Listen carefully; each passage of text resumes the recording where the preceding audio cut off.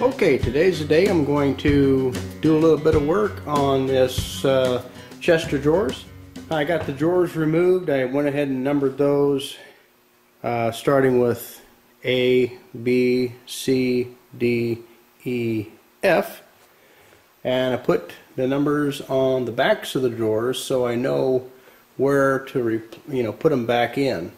So each drawer will fit according to the space that was provided for it to start with.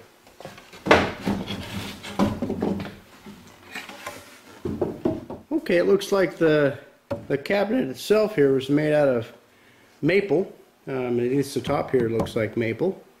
And so I'll go ahead and disassemble this where the glue is no longer working, and I'll split this back apart, reglue it, and clamp it.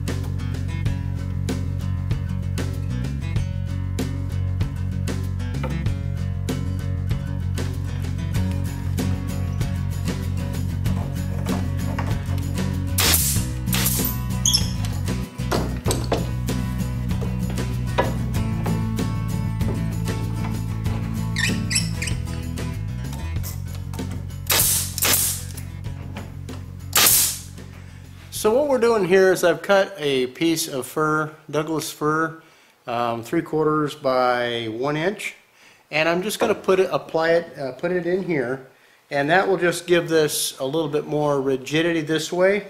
So if I glue and staple this, this will act as a cripple in here to stiffen this up. So that's all I'm doing at this point.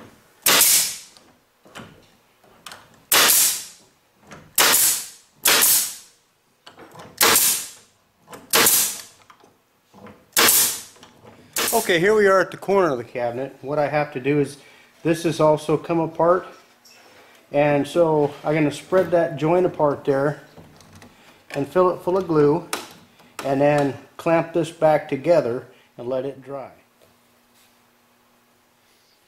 Okay, I use this bar clamp here to pull the cabinet, the cabinet top here in, so I can line up these two pieces of wood here, so I can now sandwich them together here.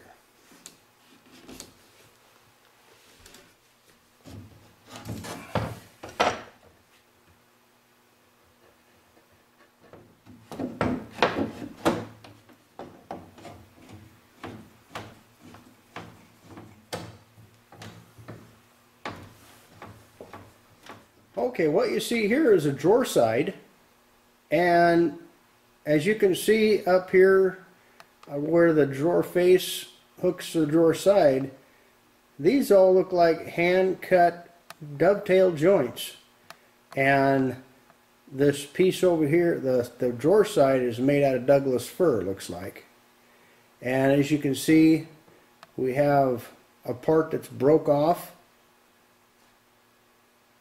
And so what I'm going to do is I'm going to graft on another piece and replace that. So I'm going to come in here at my shortest point here, and then make a line right here to where the good wood starts on the side, And then I'm going to cut this out of here. Then I have to cut a piece in here to replace what's been missing. And then I'll put some corner bracing in full length on the bottom and maybe even perhaps on the inside of the drawer in order to give it more strength. It'll actually be stronger than what it was previous, because you only had a 1/4 inch. I mean, it's good enough for a drawer bottom, but apparently it wasn't good enough for this side. And there's only basically a 1/4 inch holding all the way down through here, but all that added up with surface area, you know, that adds up pretty good. But for some reason that broke off, so now I got to replace that.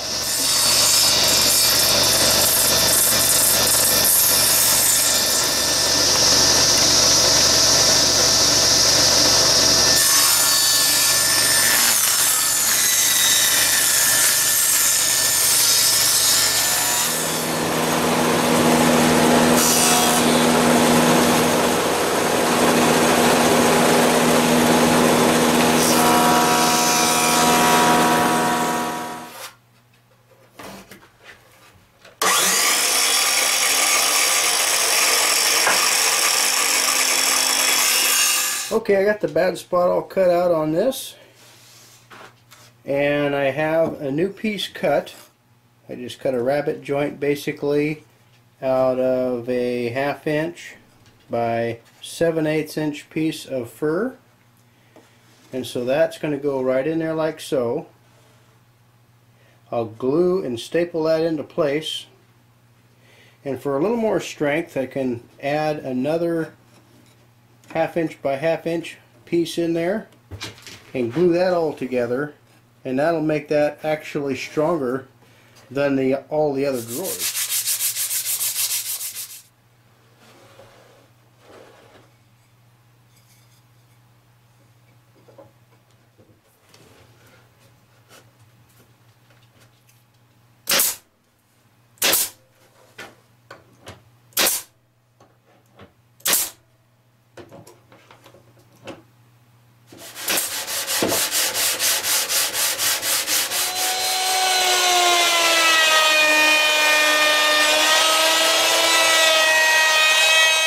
Now what I'm going to do is I'm going to remove these handles here. I'm going to wipe all this down and I'm going to clean it up. And then I'm going to take, I was going to use early American stain on this, but the darker stain will subdue these cracks a little bit better. It'll still give it that distressed look, I guess you'd call it, but it'll clean it up just a little bit better. I'm going to take a little bit off here to give this some more clearance, and I'm going to use the door plane in order to do that. You can use this you can use a belt sander or hand sand it with a sanding block, or some other means if you'd like.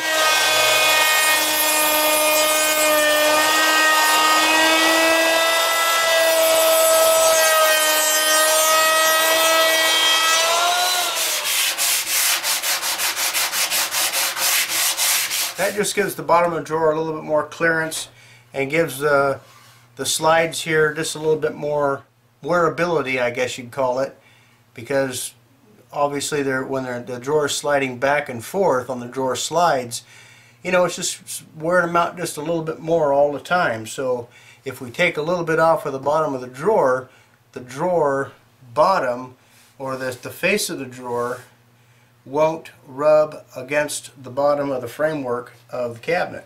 Okay, what I'll do with this drawer and all the rest of the drawers, I'm going to wipe these down real good. If I have any foreign material like fingerprints and different things like that, oil or whatnot, from hands touching it or whatever like that, what I need to do is take a mild detergent and remove that before I put a finish on it. Now if I wanted to do a real thorough job and make it look like a new piece of furniture, I would completely sand all of this down to the bare wood, restain it, and then shoot it with polyurethane or something along those lines. Okay, with the drawer fronts dried, I'll take and apply some of this stain over top and wipe down the whole drawer face. I'll work that in to all the small little defects and scratches. They're still going to show, but they'll be subdued. Obviously the handles are going to be the dirtiest thing because that's what gets grabbed with hands, oil from your hands over the years. Gets onto the finish. So you want to make sure that these are cleaned up. Okay, now we're going to apply the stain on the handles here.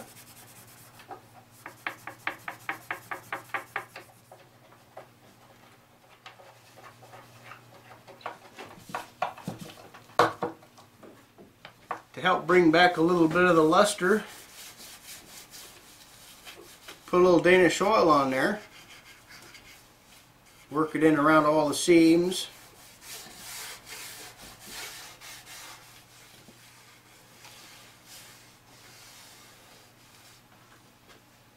And you just let that dry. Now, Danish oil, it dries a little bit slower than a lot of finishes. Okay, this is the most faded panel that I had, and I just got done putting a stain on this and wiping the excess off, as well as I did here.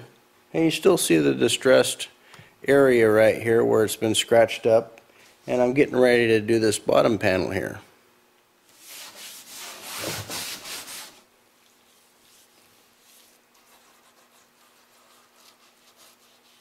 I like the character that that years of service has brought onto the piece of furniture.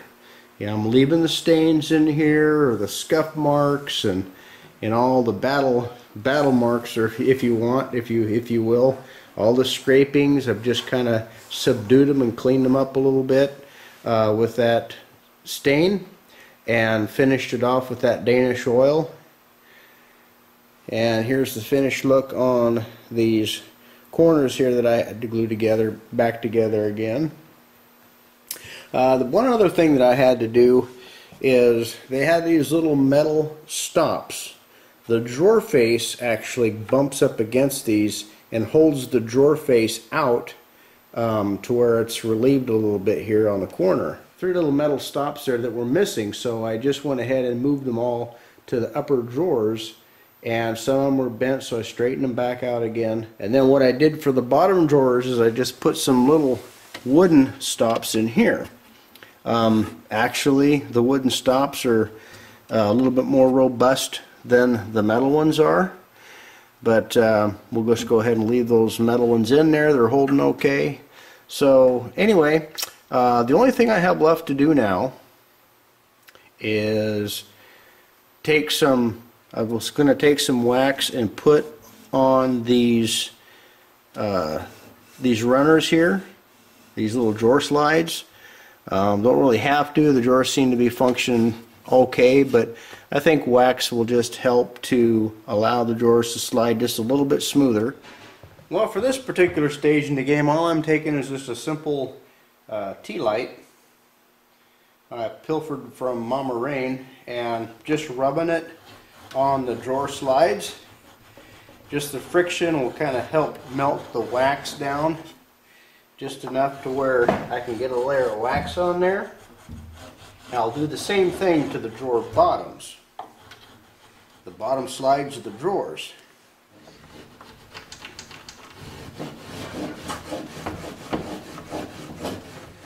So now what I'll do is I'll just take and rub some wax on the contact points on the drawer here. If you remember, that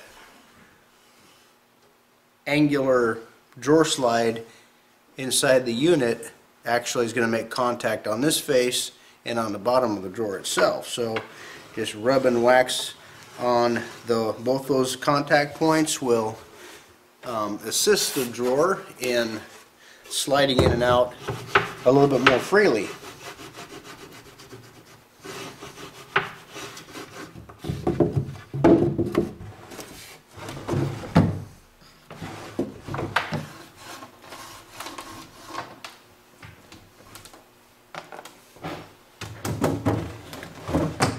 Okay, there you have it. It's all assembled. The drawers all work fine.